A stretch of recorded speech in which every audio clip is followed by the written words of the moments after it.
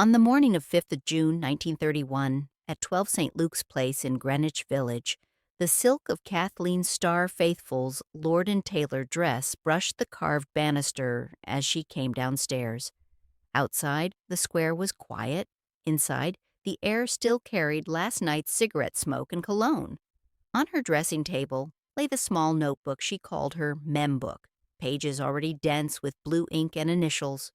In one entry, she had once written, after a night in Providence with AJP, "Oh, horror, horror, horror."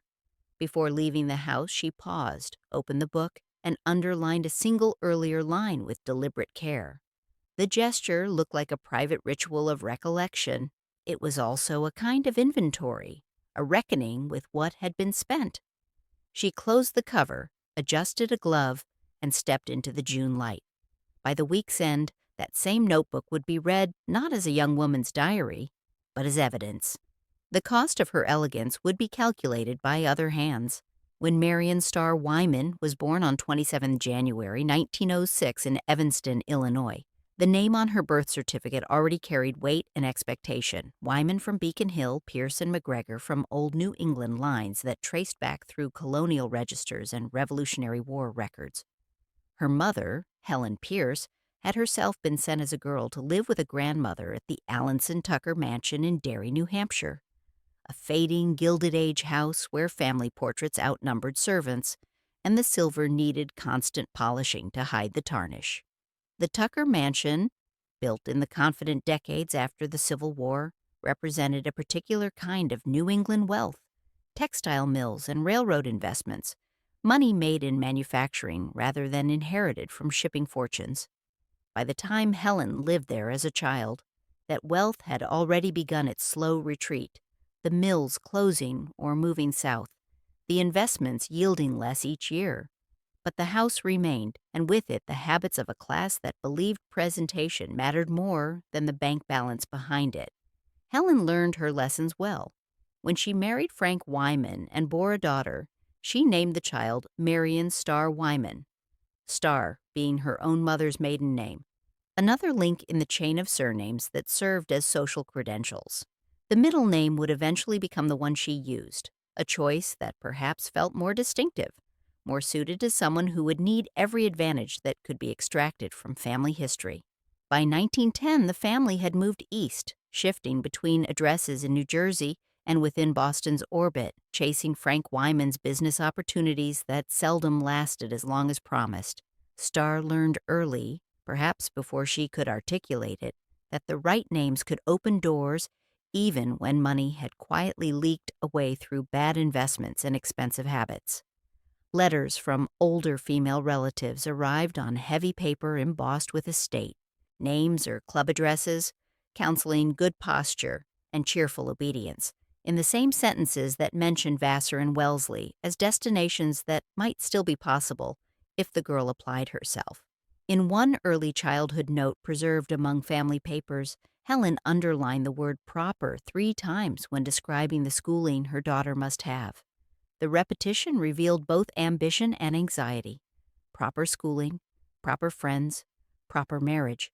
It was a promise made against the grain of their finances, a determination that Starr would have what Helen herself had been trained to expect, even if the money to support it was no longer reliably present.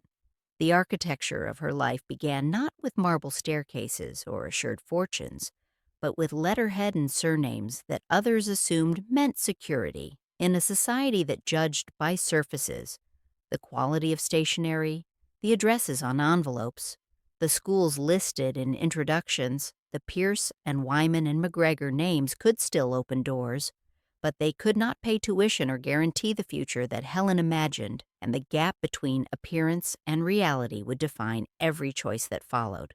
The child herself, growing up in this atmosphere of genteel strain, learned to read the signs, which relatives could be asked for help and which must be approached only with perfect manners and careful requests, when new clothes were essential for maintaining appearance, and when last season's dresses must be carefully mended and pressed. How to speak of family history in ways that suggested continuing prosperity rather than managed decline. These lessons, absorbed before formal schooling began, constituted an education in their own right, the curriculum of American aristocracy without adequate capital, teaching children to trade on heritage when money failed. By the autumn of 1917, when Starr was 11 years old, Helen's determination to provide proper schooling materialized in enrollment at Rogers Hall School in Lowell, Massachusetts. The institution, founded in 1889, occupied a complex of buildings near the Merrimack River, a white-columned main hall that suggested antebellum Virginia more than industrial Massachusetts, a Victorian house for dormitories, and a modern gymnasium famed for its indoor swimming pool, where students learned not just to swim but to dive with the grace expected of young women who might someday perform at private clubs or resort beaches. Rogers Hall's advertisements, placed in magazines read by prosperous families, promised character, culture, and healthful surroundings, a trinity of virtues meant to produce young women ready for college or society. The curriculum blended serious academics with the finishing school arts, Latin declensions and French irregular verbs, but also deportment classes where stockings were checked for straightness, table manners were observed by instructors who noted every incorrect fork, and lights out at 9:30 was enforced with the discipline of a convent. The school's promotional materials, preserved in archives, emphasized both intellectual rigor and social refinement. Students prepared for examinations that would admit them to Smith, Wellesley, or Mount Holyoke. They also learned the elaborate etiquette that governed formal dinners, afternoon calls, and the complex social rituals of upper-middle-class New England life. The education was comprehensive and, for families like the Wymans, expensive. Tuition, room, and board cost several $100s per year at a time when many working families lived on less than $1,000 annually. On quiet evenings, particularly in autumn and winter when darkness came early and the buildings were heated by radiators that clanked and hissed, the soundscape of Rogers Hall was predictable and oddly soothing. The murmur of girls rehearsing French verbs in study hall, the rustle of uniform skirts as students moved through corridors, the faint echo from the gymnasium where some future debutante practiced a diving form that would be judged not on athletic merit but on grace and modesty. The atmosphere was one of disciplined refinement, every hour accounted for, every activity supervised. Rogers Hall published a school magazine called Splinters, a name that suggested both the wooden quality of early attempts at writing and the small, sharp fragments of experience that students might capture in essays and poems.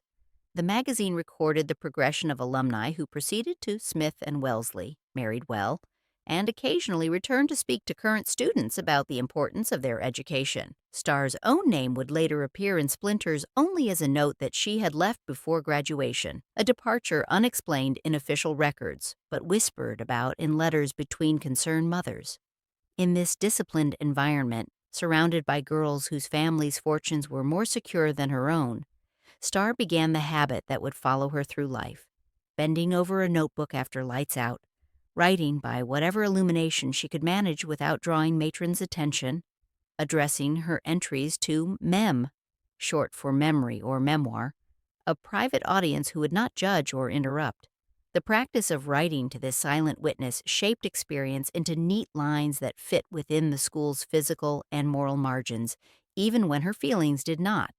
The notebooks from this period, if any survive, have not been made public, but later entries reference the habit's origins at school, suggesting that what began as a coping mechanism, a way to process loneliness or confusion in an environment that demanded constant cheerfulness, became a lifelong practice. The act of writing allowed her to create a space that was genuinely private in a world that permitted almost no privacy, to voice thoughts that the school's culture of enforced optimism could not accommodate. The same training that promised to polish a New England lady, the erect posture, the careful handwriting, the ability to maintain pleasant conversation about nothing, also taught her how to hide pain in perfect penmanship, how to perform compliance while keeping a ledger of what compliance cost. The skills were not separate, they were two faces of the same education, both necessary for survival in a world that valued appearance over authenticity and grace over honesty. During summers in the late 1910s and early 1920s, The geography of Starr's privilege shifted north to Maine and east to Boston, following the movements of her wealthy cousin Andrew J. Peters. Born in 1872 to a prominent Boston family, Peters had enjoyed a career trajectory that exemplified New England political success. Harvard education, legal practice, election to Congress, appointment as Assistant Secretary of the Treasury under Wilson, and finally election as mayor of Boston in 1918. By the time Starr was a teenager, Peters was at the height of his power and respectability, a figure whose patronage meant social entree and whose favor was therefore sought by many relatives. The official version of their relationship appeared in family correspondence and casual social references, a prominent politician taking a generous interest in a bright schoolgirl from the extended family, offering her summers at fashionable resorts like North Haven Island off the Maine coast, including her in gatherings at Boston hotels where his circle of lawyers and businessmen met for dinners and political discussions. For a girl whose immediate family lacked the means to provide such experiences, Peters's patronage seemed like exactly the kind of help that wealthier relatives were supposed to provide, lifting up younger family members and giving them access to opportunities they could not otherwise afford. In private, as Starr later recorded in her mem book in entries that would be partially reproduced in newspapers after her death, the relationship was something entirely different. Peters, she wrote, dosed her with ether to make her compliant, read to her from the sex manuals of Havelock Ellis, fashionable texts that framed sexual experimentation as scientific and modern rather than merely predatory, and began what he presumably considered a sophisticated relationship, but what the law would have recognized as statutory rape of a minor. One diary entry, later widely quoted, noted, "Spent night AJP Providence. Oh, horror, horror, horror." The triple repetition of horror, underlined with the same careful precision she had once used for Latin declensions at Rogers Hall, captured something that her education had not prepared her to articulate more directly. The horror was not merely in what happened, but in the gap between what was happening and what she had been taught to expect from family, from men of Peter's standing, from the world that her education promised to prepare her for. At Rogers Hall, teachers began to notice changes. They commented, in the careful language of school reports, that their pupil was sometimes sullen, sometimes unnaturally worldly for her age, her posture, once a learned grace that matched the school standards, now something different, more rigid, more like defensive armor than confident bearing. The observations, discreet and concerned, never quite named what they suspected or feared. The culture of the time, and particularly the culture of New England respectability, had no adequate language for sexual abuse by prominent family members, no protocols for intervention that would not destroy the victim's reputation along with the perpetrators. The relationship with Peters continued, off and on for years. Later investigation would reveal that it extended at least until Starr was in her late teens, perhaps longer. The duration suggests not a single assault but a sustained pattern, one that Peters managed through a combination of financial support to Starr's family, social patronage, and probably psychological manipulation that convinced her she was somehow complicit rather than victimized. The man who should have arranged a good marriage contract for her, who had the connections and influence to introduce her to suitable young men from respectable families, instead drafted a very different kind of agreement, one written in initials and coded diary entries and hush money rather than in legal ink and marriage settlements. The inversion poisoned everything. The family connection that should have been protective became predatory. The older man's guidance that should have shaped her future instead deformed it. The summers that should have been pleasurable escapes from school routine became seasons of dread and violation. The corruption of what should have been innocent, summer vacations, family gatherings, a cousin's mentorship, marked Starr's understanding of privilege itself. She learned that the same social structures that promised protection could enable abuse, that respectability was a performance that concealed rather than revealed character, that the elaborate etiquette she had been taught served not to create genuine civility, but to maintain silences that powerful men required. In 1925, after Helen divorced Frank Wyman and married Stanley E. Faithfull, The family moved into a narrow four-story house at 12 St. Luke's Place in Greenwich Village, a few doors from the home of New York's flamboyant mayor Jimmy Walker. The address carried multiple meanings in the social geography of 1920s New York. Greenwich Village suggested bohemian culture, artistic experimentation, and a loosening of old conventions. Proximity to the mayor's residence suggested political connections and insider access. St. Luke's Place itself, with its row of well-maintained townhouses and small gated park, retained enough respectability to reassure family members who worried that the village meant moral chaos.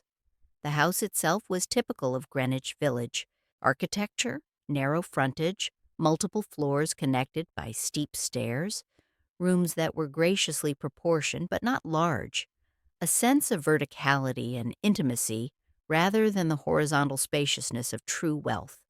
It was a house that spoke of prosperity without fortune, of cultured taste operating within limits, of a family that had claims to gentility, but whose actual financial situation was more precarious than appearances suggested.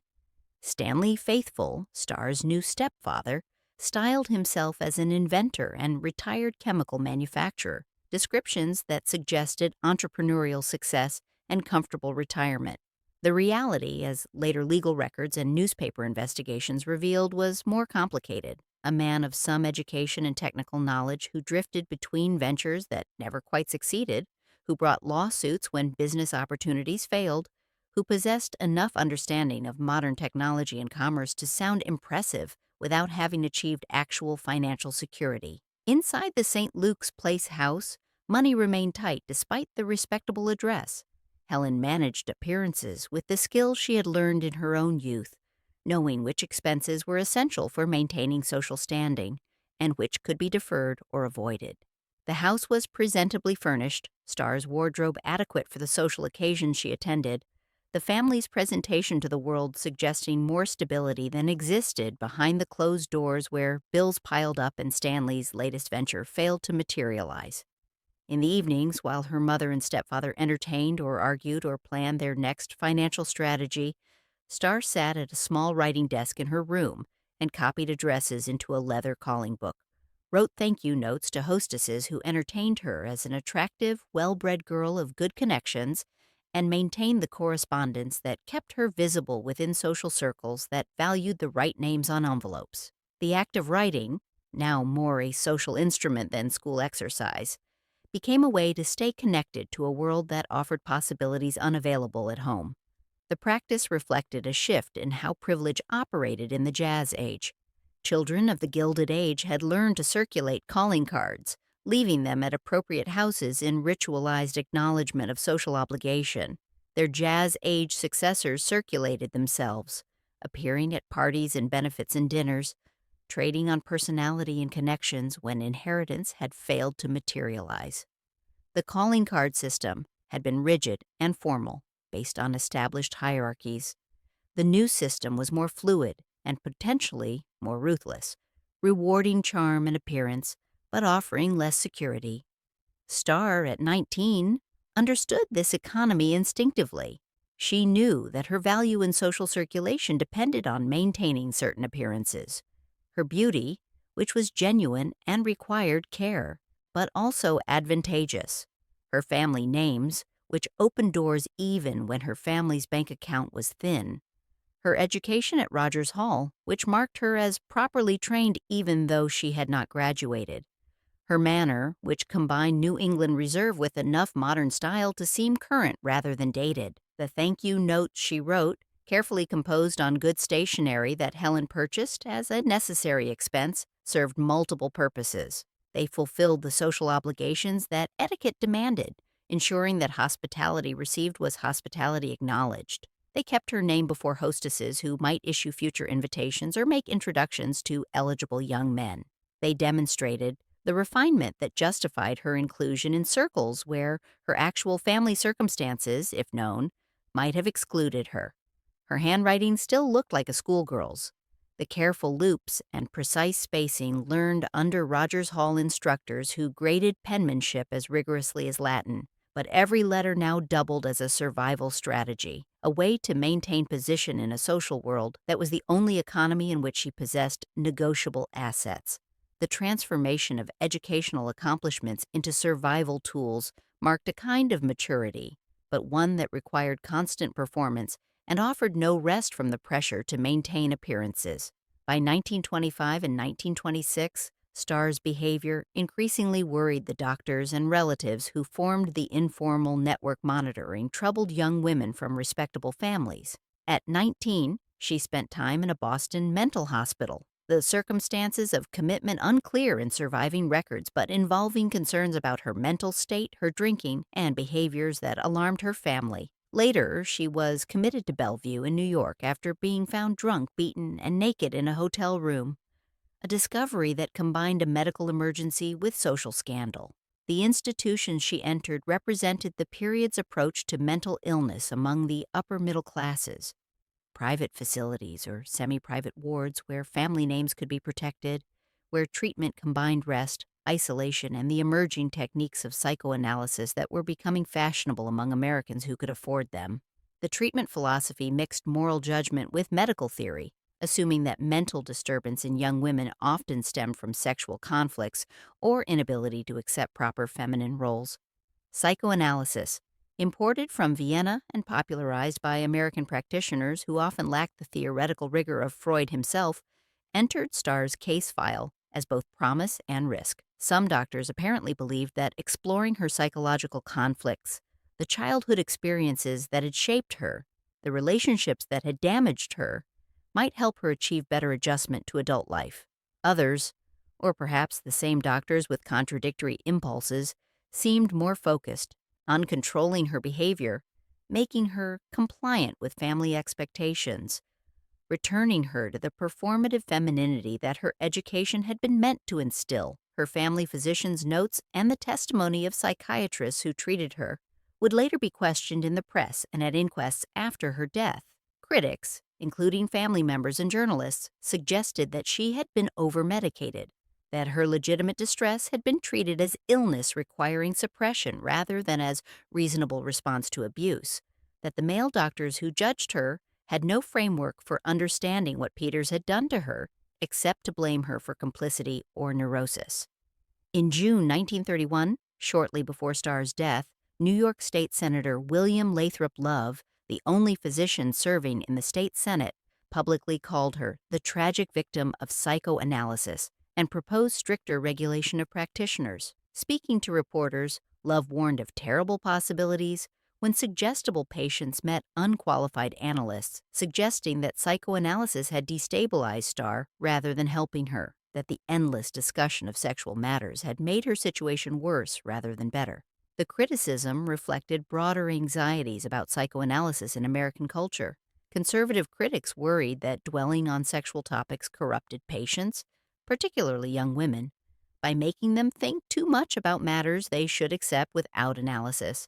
Progressive critics worried about quackery, about practitioners who adopted Freudian terminology without proper training and charged desperate families high fees for treatments that had no scientific basis. Both camps, despite their different reasoning, questioned whether psychoanalysis was helping or harming patients like Starr. At home, after each institutional stay, Starr resumed her ritual at the writing desk, now noting prescriptions, treatment regimes, and the names of doctors in the same looping script she once used for Rogers Hall assignments. The continuity was striking, the handwriting unchanged, the careful organization of information identical, the discipline of regular writing maintained even as the content shifted from French vocabulary to medication schedules. The notebooks became a kind of medical diary, tracking symptoms and treatments with the same precision she had once applied to academic work. The act of keeping these records served multiple purposes. It gave her some measure of control over a situation where she was largely powerless, subjected to treatments she had not chosen and diagnosed with conditions she did not recognize. It created a private account that might differ from official medical records, a space where she could express her own interpretation of what was happening rather than accepting doctors' narratives. It maintained a sense of self that institutional treatment threatened to erase, insisting that she remain the author of her own. experience even when doctors claimed authority over her mind and body. The disciplines of her class had shifted from correct stockings and table manners at Rogers Hall to case notes and clinical observations in hospitals and doctors' offices. But the underlying expectation remained the same: compliance, submission to authority, acceptance of judgments made by others about what she needed and who she should become. The education that began with deportment lessons ended with psychiatric diagnosis, but the structure was continuous, a series of institutions telling her that her own perceptions and desires were wrong, that she needed correction, that proper femininity required suppressing the authentic self in favor of performance that satisfied external observers. On 1st July 1926, Starr embarked from New York on a 9-month Mediterranean cruise, the first of what would eventually total at least 7 or 8 transatlantic voyages on Cunard liners over the following years. The ships, names like Mauretania, Franconia, Aquitania inscribed in her diaries alongside male initials, represented a particular stratum of transatlantic travel.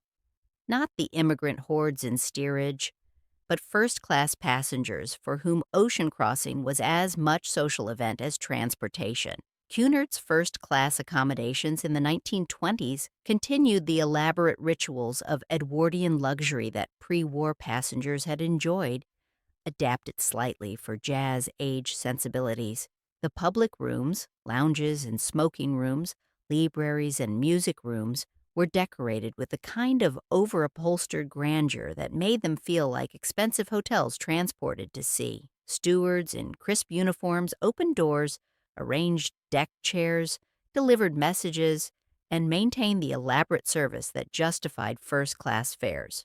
The daily routine of shipboard life was carefully structured: breakfast in the dining salon, morning constitutional on deck, bouillon at 11, luncheon, afternoon rester cards, tea, dressing for dinner, the dinner itself with multiple courses and careful seating arrangements, dancing or performances in the evening. The structure turned days at sea into a kind of theater where passengers performed their social identities, where strangers became temporary intimates through the forced proximity of ship life, where normal social constraints loosened slightly under the peculiar suspension of reality that ocean crossing created.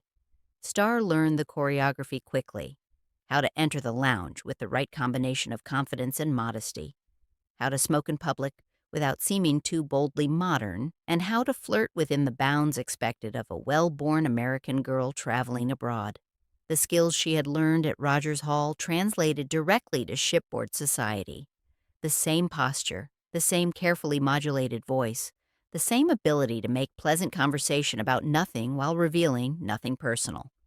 At the same time, she pushed against those bounds in ways that her diaries documented and that later investigations pieced together from ship's logs and crew testimony. She had a habit, multiple accounts reported, of attending bon voyage parties in port, champagne celebrations where friends saw passengers off, and simply staying aboard when the ship sailed, finding the party too enjoyable to end, or perhaps finding the ship's departure a convenient excuse for disappearing from wherever she was supposed to be. She trusted with ship's officers in cabins far from the public rooms where first-class passengers congregated, relationships that violated both ship protocol and the informal rules governing young women's behavior. Ship's officers, even in first class, occupied ambiguous social positions: gentlemen by uniform and education, but employees nonetheless, inappropriate matches for women of Starr's background. Yet the shipboard environment, its privacy, its freedom from usual surveillance, its temporary suspension of consequence, encouraged exactly these boundary violations. She drank heavily, enough that multiple crew members later recalled episodes when she appeared drunk in public spaces, behavior that in shoreside society would have been scandalous, but that at sea could be attributed to seasickness or high spirits, and overlooked by passengers who were themselves drinking more than usual. The combination of alcohol and barbiturates that she was already using for sleep or mood regulation created periods of confusion and disinhibition that troubled even the relatively permissive shipboard society. In her mem book, port names and male initials accumulated in tight columns, as if she were tracking both geography and damage. The entries from this period, where they survived and were later published or described, mixed practical information: embarkation dates, cabin numbers, the names of officers and passengers, with more cryptic notations that suggested she was keeping a record that went beyond mere travel diary. The initials, never explained, marked encounters or relationships that mattered enough to record but not enough, perhaps, to narrate fully. The compulsion to document, to create written evidence of her experiences, had become habitual. The notebook served as both memory aid and proof of existence, a way to insist that her experiences were real and significant even when she was alone in a cabin at sea, far from anyone who knew her whole story. The practice suggested someone who needed external validation of internal experience, who could not quite trust her own memories without written confirmation. The ocean liner, designed as a bridge between polite societies, carrying Americans to Europe for culture and Europeans to America for commerce, became for Starr a kind of floating laboratory where she experimented with identities and behaviors that shoreside society would not permit. At sea, she could be more free, more reckless, more openly damaged than anywhere else. But the freedom was itself a kind of prison, a recognition that only in transit, suspended between destinations, could she approximate authenticity. Between the late 1920s and 1931, Starr made several extended visits to London, staying for periods of weeks or months and moving in circles that mixed expatriate Americans with British professionals, artists, and society figures at the margins of respectability. The London she inhabited was not the aristocratic world of court presentations and Mayfair drawing rooms, but a more ambiguous realm: hotels near Victoria Station, restaurants in Soho, the kind of clubs where artistic pretension and sexual availability coexisted, where Americans with questionable credentials could reinvent themselves if they dressed well and told the right stories. Society reporting on her, specifically, is sparse. She was not important enough to merit coverage in papers that tracked titled families. But diaries and later recollections from people who knew her indicate that she appeared well-dressed, witty, and socially adept when she chose to be, the finished product of Rogers Hall and New England kinship networks, now performing refinement in a city of clubs and squares rather than Boston parlors. The skills translated across the Atlantic more easily than money did. Grace and manners required only maintenance, not capital. London in this period attracted Americans who found the city more forgiving than New York, more willing to overlook gaps in biography or finances if presentation was adequate. The exchange rate favored Americans. The city's vastness allowed anonymity impossible in smaller American cities. The British class system, while rigid in many ways, contained spaces where Americans could operate outside usual hierarchies if they accepted certain roles. Starr, with her beauty and breeding and the kind of damage that made her seem sophisticated rather than merely troubled, fit a recognizable type: the American girl abroad, artistic and unstable, decorative and dangerous. One London trip nearly ended her story before its actual conclusion. She took an overdose of sleeping drugs, the barbiturates she had been using for years, either prescribed or obtained through the informal networks that supplied such things to people who knew how to ask, and had to be revived. The episode, recounted in later press summaries and investigation reports, marked a shift in how her family and the doctors who treated her understood her drug use. What they might have previously dismissed as young woman's nerves or treatment for insomnia became clearer as suicide attempt, evidence of despair that could not be managed through conventional remedies. The diaries from this period, still addressed to Mem in that unchanging schoolgirl hand, mixed descriptions of shops and teas with darker lines about anticlimax and exhaustion. One entry, later quoted, described life as a bore and expressed the wish for oblivion, phrasing that the overdose transformed from figurative expression into literal program. The gap between the polished surface of her social performance and the private darkness of her diaries widened to the point where maintaining both became nearly impossible. The London episodes, the parties and affairs, the drinking and drug use, the overdose, suggested someone testing limits, perhaps hoping that by pushing far enough she might break through to something different, or at least provoke some intervention that would change the pattern her life had fallen into. But intervention, when it came, took the form of more doctors, more treatments, more advice about proper behavior that could not address what had been broken years earlier when Peters transformed her childhood into a crime scene. By the time she returned to New York for what would prove to be the final time, the polite fiction that travel could cure despair was wearing thin. Her family had tried geographic solutions, sending her to school, arranging Mediterranean cruises, encouraging European residence, as if unhappiness were a condition of place rather than experience, as if putting enough distance between Starr and New York would allow her to escape what had happened there. But the damage was portable. It traveled with her in notebooks that recorded both the beauty of foreign cities and the unchanging fact of her own suffering. Yet she kept buying new stationery, kept writing in the notebooks, kept addressing letters to Mem, as if documentation itself had become the purpose rather than means. The compulsion suggested someone who could not quite believe in her own experiences without written evidence, who needed the proof that notebooks provided because memory alone was too unreliable or too painful. The writing was both a coping mechanism and symptom, a way to manage trauma through organization and record keeping, but also an acknowledgement that managing was all she could do, that healing was beyond reach. The London years marked her last sustained attempt at creating a viable life away from the scene of original damage.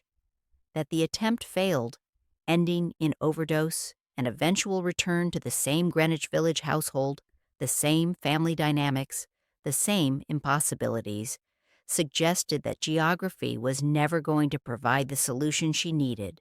The problem was not where she was, but what had been done to her and how thoroughly it had shaped her understanding of herself and her possibilities.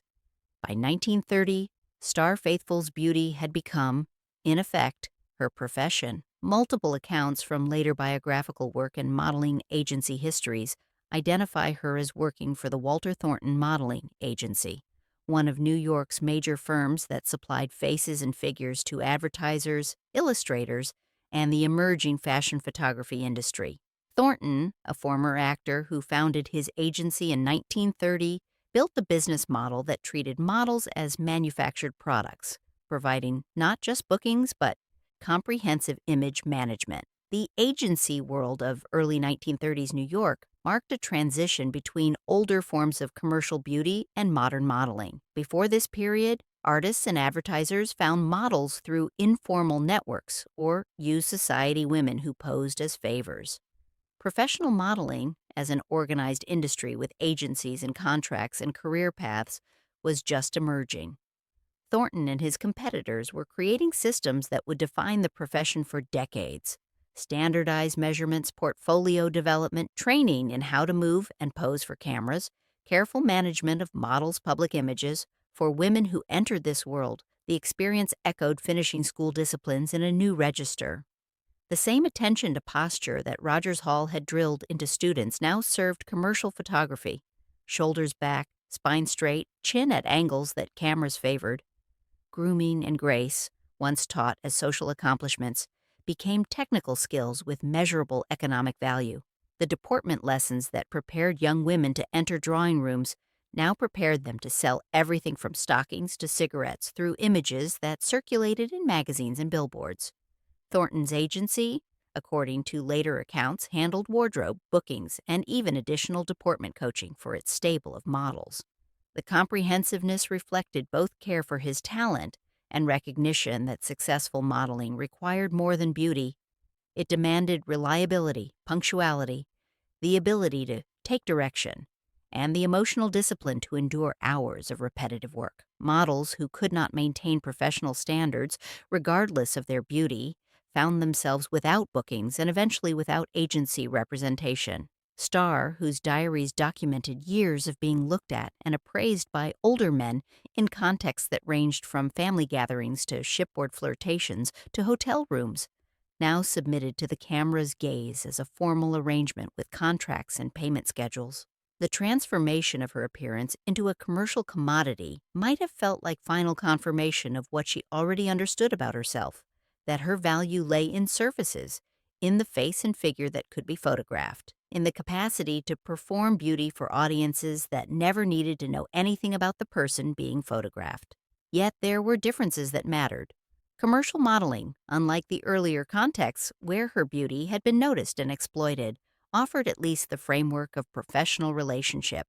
She was paid, not merely complimented or promised vague future benefits. The work was time limited, with defined sessions that ended rather than relationships that dragged on. The photographers were professionals focused on technical results rather than personal conquest. The arrangement, while objectifying, at least was honest about its terms.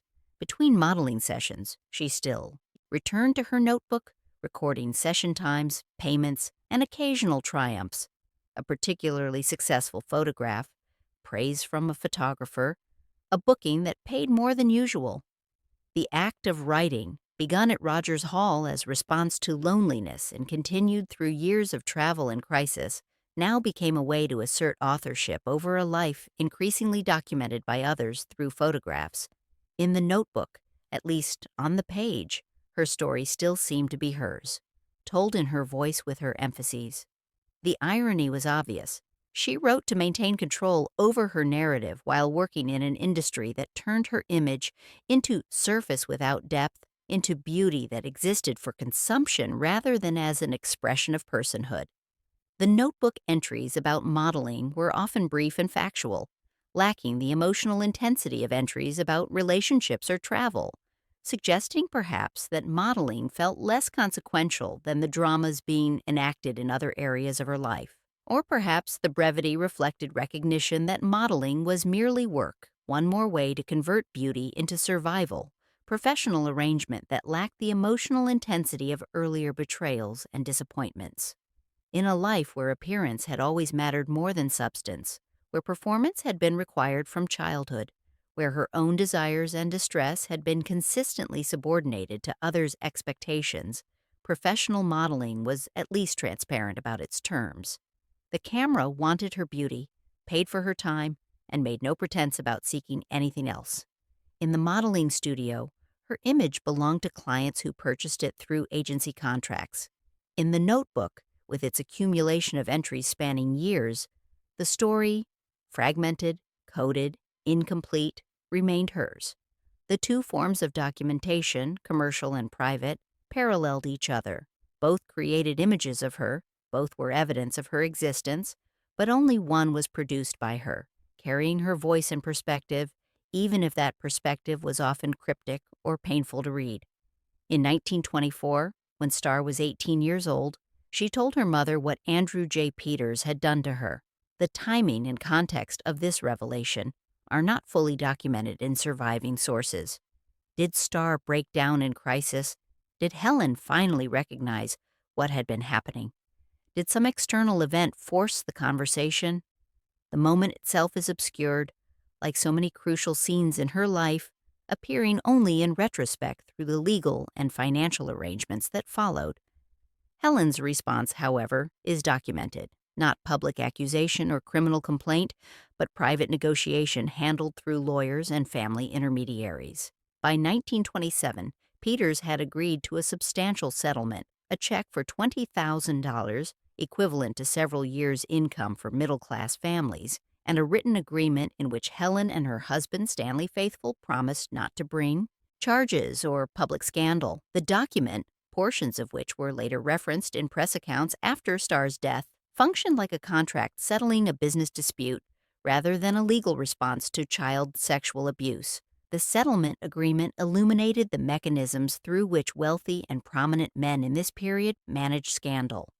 Criminal prosecution would have meant public trial, newspaper coverage, destruction of Peters's political career and social standing. Even if acquitted, he would be ruined by accusation. Former Assistant Secretary of the Treasury and Mayor of Boston, sexually abusing a teenage cousin in his care. The revelation would reverberate through Boston society, damage his family, and any remaining political ambitions. For the Faithfulls, the calculation was different, but equally pragmatic. Criminal prosecution offered no financial remedy, an uncertain outcome.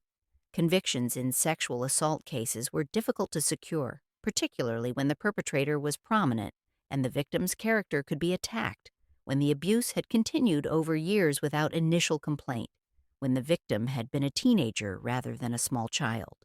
Even if Peters were convicted, Starr would be destroyed by the process. Her sexual history examined publicly, her reputation annihilated, her prospects for marriage or respectable employment eliminated. The civil settlement offered money without the public exposure of trial. $20,000, while not enough to secure perpetual comfort, bought time and options. Tuition for education, travel to Europe, medical treatment, the financial cushion that allowed middle-class families to maintain appearances. For Helen, who had struggled to keep Starr in appropriate schools and social contexts despite limited resources, the money must have seemed like necessary compensation for damage that could never be adequately repaired. The document functioned, in effect, like a marriage settlement without a marriage. An older, wealthy man compensating a family for what had happened to their daughter, in exchange for silence and non-prosecution. The parallel to marriage contracts was not accidental. Both involved financial arrangements that structured women's lives. Both treated women's bodies and futures as matters for negotiation between men. Both presumed that money could resolve questions that were actually about power and violation. The settlement underwrote some portion of the Faithfull household's travels and ocean passages in the following years, funding the Mediterranean cruise and subsequent transatlantic voyages that appeared to offer Starr opportunities to recover or reinvent herself. The irony was that the trips were financed by the very abuse they were meant to help her escape, that Peter's money followed her to sea and to London, that she could not get away from him because his payment had made her mobility possible. Starr herself signed nothing that has survived in accessible archives. Her role was to endure what had happened, to remain silent under the agreement her mother and stepfather made, and, as the diary suggests, to keep recording her own version of events in the notebooks that no legal agreement could control. The absence of her signature from the settlement document was both literal fact and metaphor. She was the subject of the agreement, but not its author, the person whose suffering the money supposedly addressed, but not a party to the negotiation. The settlement's existence remained secret for years, protected by the privacy that both families desired and that the legal agreement enforced. Only after Starr's death, when investigators and journalists began reconstructing her life, did the payment become public knowledge, emerging through leaked documents or family member statements.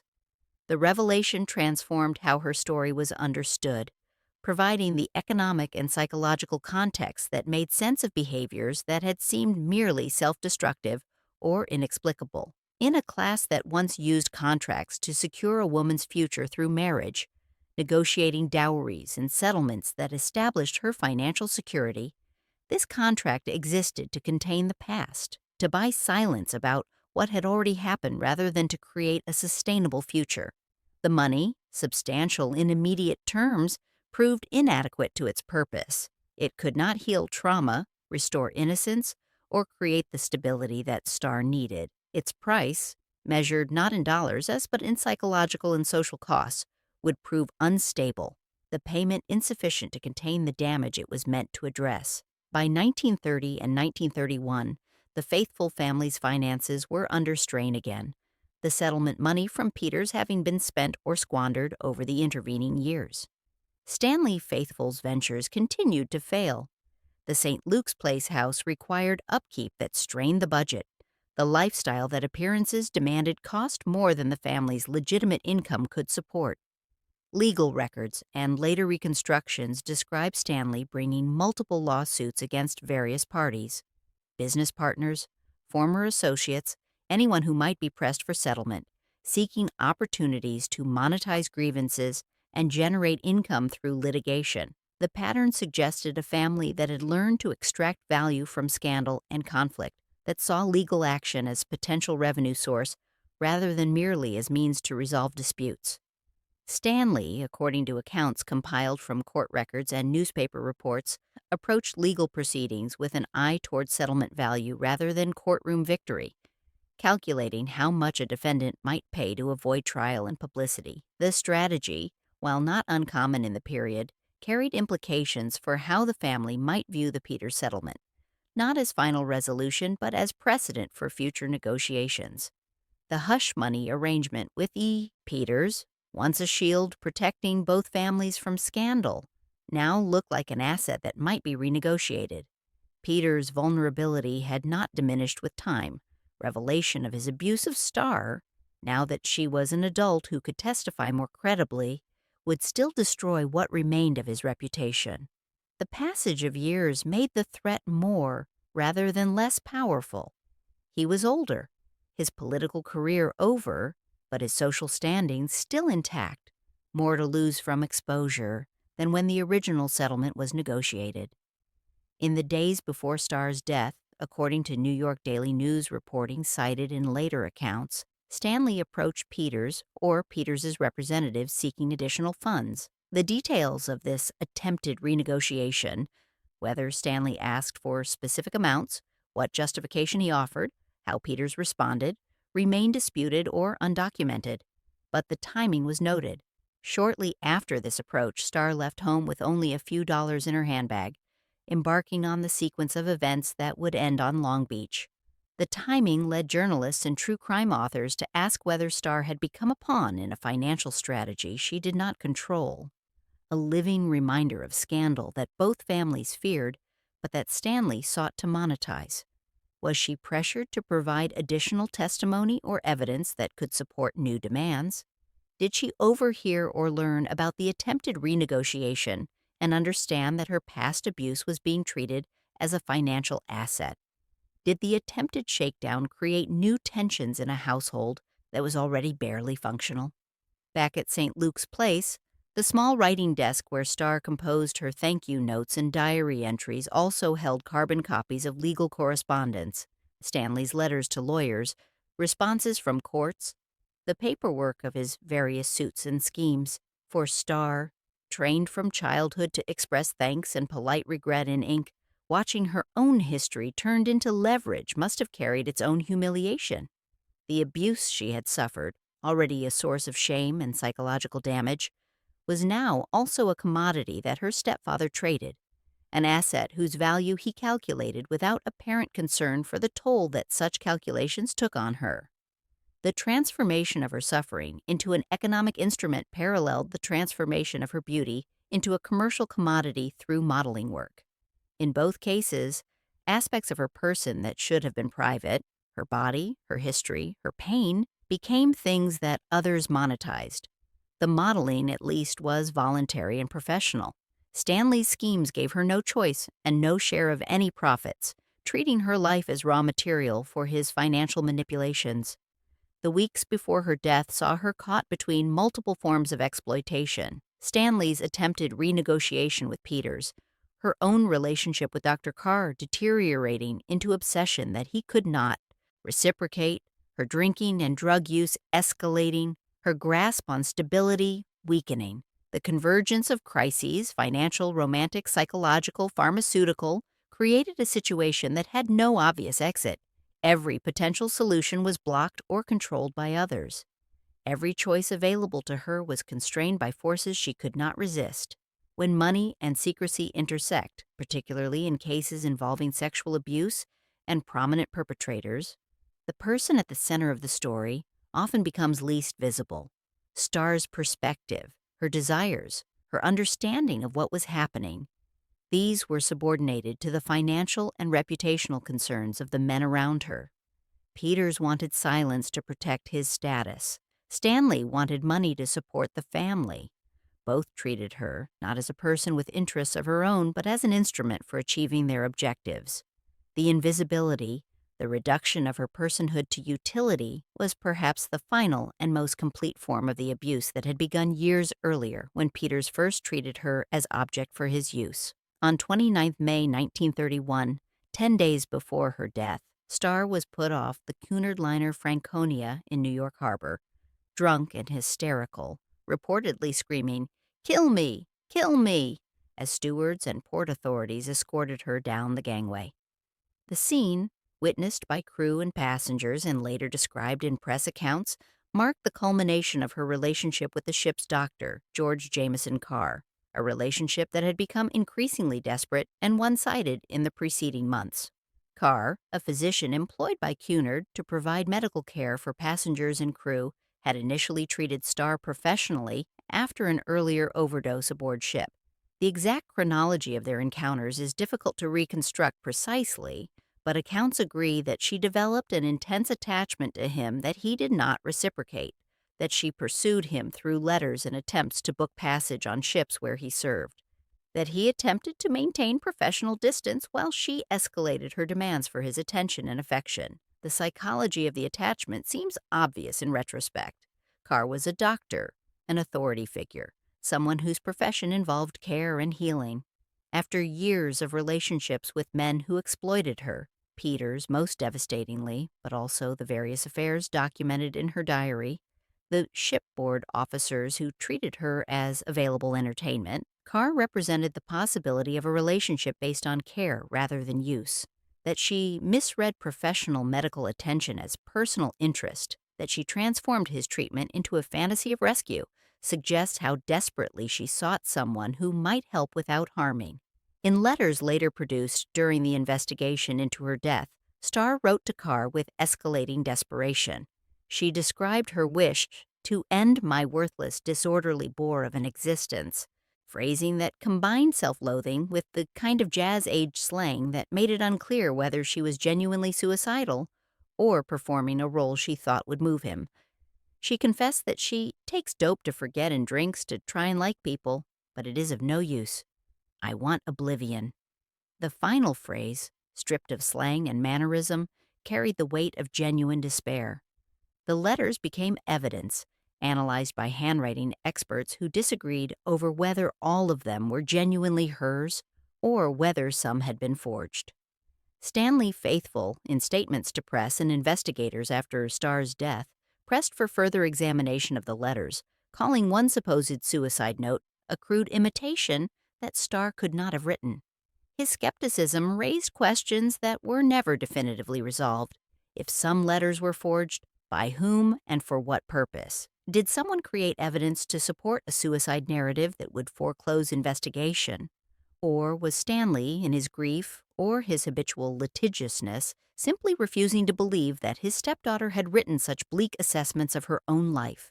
The handwriting disputes illuminated larger questions about authenticity and authorship that haunted Starr's story. Her diaries and letters, which should have been her voice preserved, became instead contested documents whose meaning and even authenticity were determined by others. The woman who had spent years writing to establish her own narrative found that narrative appropriated, interpreted, and potentially falsified by people pursuing their own agendas. Once again, the act of writing, which had begun in schoolroom discipline, continued through years of travel and crisis, becoming both confession and evidence, was transformed into contested territory. Her own words, or simulacra of them, were marshaled by investigators, family members, and journalists to support competing theories about her death. The clarity she sought through writing dissolved into interpretive chaos, every reader projecting their own understanding onto words that may or may not have been authentically hers. The letters to Carr, whatever their authorship, documented a psychological state that was clearly desperate. Whether she wrote all of them, some of them, or none of them, the person they described, addicted to barbiturates and alcohol, unable to connect with other people without chemical assistance, seeking oblivion as relief from consciousness, was recognizably the person that other evidence, including uncontested diary entries, confirmed her to be. The question of forgery, while important for understanding the specific circumstances of her death, was almost beside the point when assessing the larger trajectory of her life. On paper, through letters whose authenticity was disputed and diaries whose intimate contents became public evidence, she seemed to sign her life away, to acknowledge that she could not continue, to beg for the release that pills and alcohol temporarily provided, but that she increasingly sought permanently. In the water off Long Island, days after these letters were written or fabricated, the manner of her death remained stubbornly unsigned, No clear evidence of suicide or murder or accident, no definitive ending to the story. Only the fact of death in circumstances that could support multiple narratives but confirm none. On the morning of 8th of June 1931, 3 days after Starr was last seen alive, beachcomber Daniel Moriarty found her body in seaweed near the foot of Minnesota Avenue at Long Beach, Long Island, approximately 25 miles from Manhattan. The location, a resort beach popular with middle-class New Yorkers seeking summer escape, seemed oddly appropriate. Starr, who had spent so much time at sea on Cunard liners crossing the Atlantic, died on a beach that represented a mass-market version of the ocean travel she had known. She wore an expensive silk summer dress from Lord & Taylor, one of New York's premier department stores, the kind of elegant garment that marked her class position even in death. Observers noted the dress's quality and the fact that she wore no undergarments beneath it, a detail that fueled speculation about whether she had dressed herself that morning or whether someone else had clothed her body. Her nails were painted bright red, the fashionable color of jazz-age modernity, maintained even in crisis. Her body bore bruises whose origin became subject of intense investigation, evidence of assault or marks from waves and rocks, or bruises sustained during her final night's drinking. Dr. Otto Schultz, Nassau County medical examiner, performed the autopsy and concluded that she had drowned, possibly in shallow water. His report, later published in summary form and analyzed by other physicians who questioned his findings, noted that her liver was saturated with barbiturates, the sleeping drugs she had been taking for years, either prescribed by doctors or obtained through the informal networks that supplied such medications to people who knew how to navigate them. The drug saturation suggested she had consumed significant quantities shortly before death, enough to impair judgment and coordination, even if not enough to kill directly. Schultz observed the likelihood that she had been roughly handled before death, phrasing that was carefully ambiguous. Roughly handled by whom? In what context? As assault? As an accident? As a consensual sexual encounter that became violent? The medical evidence could not answer these questions, could only establish that force had been applied to her body in the hours before she drowned. Nassau County authorities, recognizing the potential significance of the case given Starr's family connections and the possibility that prominent people might be implicated, assigned their best detectives. Inspector Harold King and District Attorney Elvin Edwards pursued leads that alternated between homicide theories, suicide theories, and accident theories, following evidence that seemed to support each interpretation without definitively confirming any. Statements about her last known movements, compiled from witnesses and reconstructed timelines, suggested she had somehow slipped aboard the Cunard liner Mauretania on 5th June, the day she left the St. Luke's Place house. Whether she boarded as paying passenger, as stowaway, using skills learned from her habit of staying aboard after bon voyage parties, or as guest of someone with authorized access, remained unclear. Ship's logs and passenger lists, examined by investigators, did not conclusively document her presence, but witnesses placed someone matching her description aboard.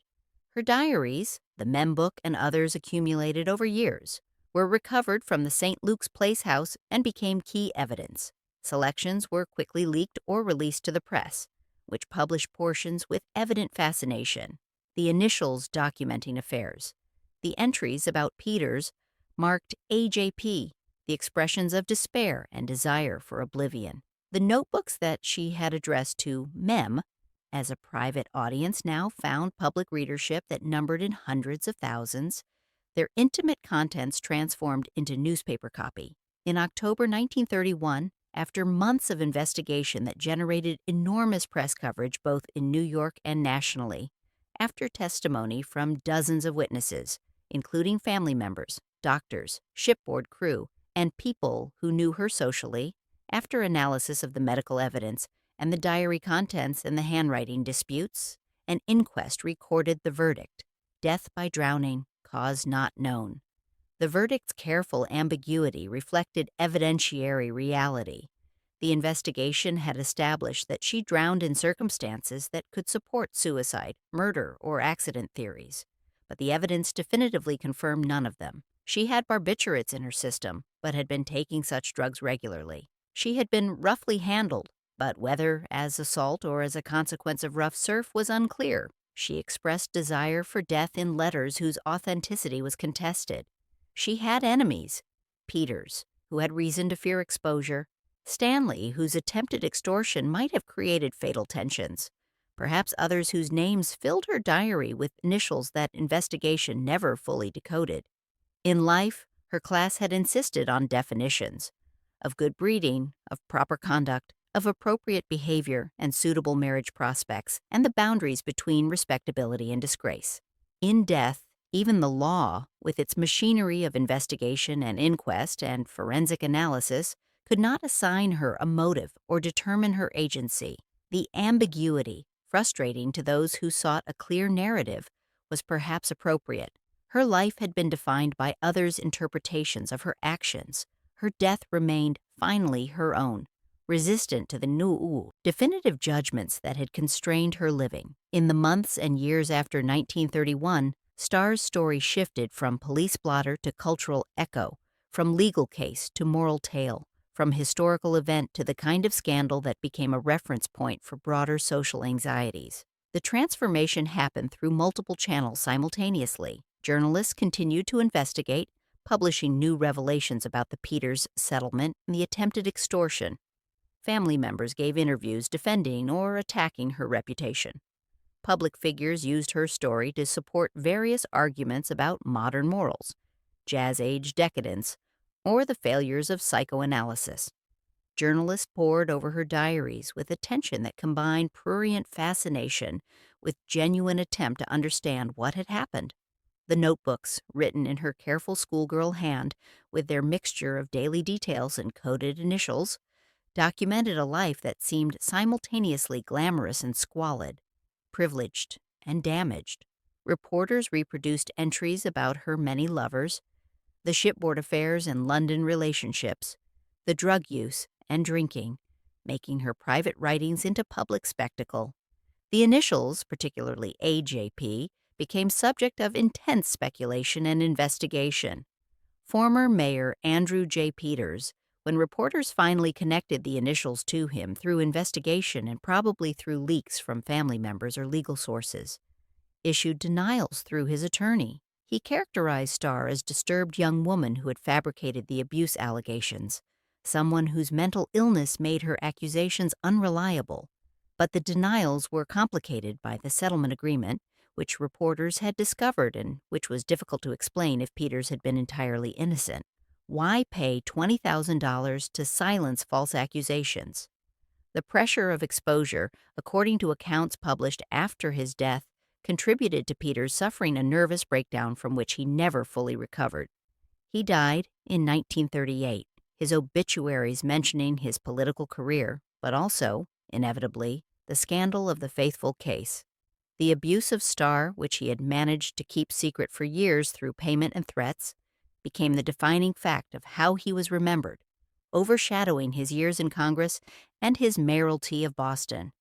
Senator William Lathrop Love's remarks on psychoanalysis, delivered in the immediate aftermath of Starr's death and widely reported, sparked debate about therapeutic practices and their regulation. Love argued that Starr had been made worse by analysts who encouraged her to dwell on sexual matters, who destabilized her rather than helping her adjust to adult life. His proposed legislation requiring licensing and oversight of psychoanalysts reflected broader progressive era impulses toward professional regulation, but also specific concern about this case. The handwriting disputes over the suicide letters, never definitively resolved, became fodder for mystery writers and true crime enthusiasts who saw in them evidence of conspiracy or cover-up. If the letters were forged, who forged them and why? If they were genuine, why did Stanley so vehemently insist they were not? The questions, unanswerable with available evidence, kept the case alive as unsolved mystery rather than merely tragic suicide. The revelation of the 1927 settlement all became part of a public debate about modern morals and old guard corruption, about the ways that wealth and prominence protected powerful men from consequences of their actions. about the vulnerability of young women from families whose social standing outpaced their financial resources. Starr became, in these discussions, less individual person than symbol of jazz age excess, of family dysfunction, of sexual abuse enabled by class privilege, of suicide as epidemic among modern youth. Her life was fictionalized by John O'Hara in his 1935 novel Butterfield 8, which took elements of her story, the modeling, the affairs, the family connections, the mysterious death, and transformed them into a narrative about Gloria Wandress, a woman whose beauty becomes her curse. The novel, controversial for its sexual frankness, became a bestseller and established a template for understanding Starr's story. The beautiful woman destroyed by her own desires and by the men who exploit her. In 1960, the novel was adapted into an Academy Award-winning film starring Elizabeth Taylor as Gloria. The film, while an even looser adaptation of actual events than the novel had been, brought Starr's story to a mass audience that would never read the news accounts or the diary excerpts.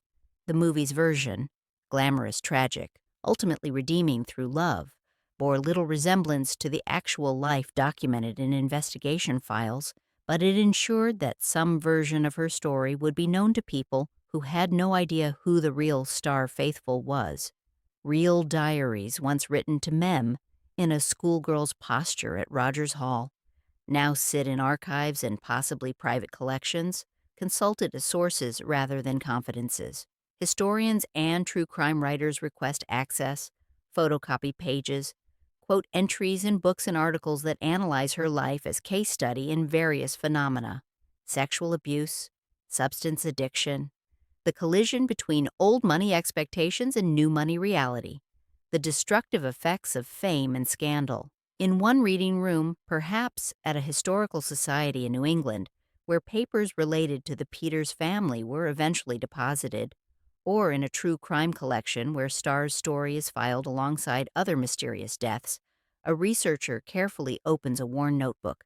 The ink has browned with age, the paper thinned at the creases where pages were turned repeatedly. The loops of her handwriting still trace the same disciplined lines she learned at Rogers Hall, the careful script that should have been used for thank you notes and wedding invitations, but instead documented abuse and despair. Beyond the reading room window, the Atlantic Ocean that once carried her between continents on Cunard liners is only a thin gray line on the horizon, its role in her story reduced to geography. The ships that were her escape are gone, scrapped or sunk in World War II. The people who knew her, Peters, Helen, Stanley, Dr. Carr, the officers and passengers who appeared as initials in her diary, are all dead. Even the buildings where she lived have been repurposed or demolished, the St. Luke's Place house now occupied by people who probably know nothing of the woman who once wrote at a desk upstairs. The gesture repeats itself across time. A hand bends over the page in a reading room. Eyes move along the script that Starr created decades ago. Silence fills the space between the words she wrote and the meanings that readers construct from them. The notebook that she once used to manage her own role in an elegant world, recording social obligations, documenting abuse, tracking her own dissolution, has become at last the only portrait that cannot be posed, the only version of her story that comes directly from her, even though it requires interpretation and cannot be fully trusted and documents only fragments of experience. The diaries, preserved beyond her death, testified as someone who kept writing despite everything, who used the skills learned at finishing school to document the destruction of everything that school had promised to prepare her for. The notebook was both a survival tool and evidence of why survival became impossible, both voice and demonstration of how thoroughly her voice had been suppressed. In its pages, the gap between who she was taught to be and who she actually was, between the performance of refinement and the reality of damage, remains visible.